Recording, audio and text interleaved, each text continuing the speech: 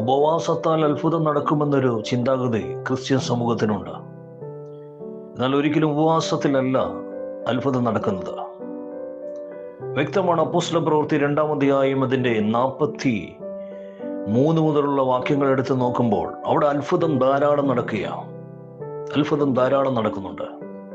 എന്നാൽ അതിൻ്റെ കാരണമന്വേഷിച്ച് താഴോട്ടൊന്ന് വായിക്കുമ്പോൾ വ്യക്തമാണ്, കൂട്ടായ്മ ആചരിക്കുകയും പ്രാർത്ഥിക്കുകയും ചെയ്യുന്നവരുടെ നടുവിലാണ് അത്ഭുതങ്ങൾ നടക്കുന്നത്.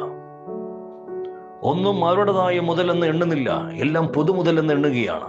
അവർ അപ്പം നുറുക്കുകയും കൂട്ടായ്മ ആചരിക്കുകയും ഭക്ഷണം ഒരുമിച്ച് കഴിക്കുകയും ഒരുമിച്ച് അവരുടെ തീരുമാനങ്ങൾ എടുക്കുകയും ചെയ്ത സമയത്ത് ദൈവത്തിൻ്റെ മഹാപ്രവൃത്തി അവിടെ ഇടയിൽ അത്ഭുതമായി ഇറങ്ങി വരികയാണ്. ഇങ്ങനെയാണ് അത്ഭുതം നടക്കുന്നത്.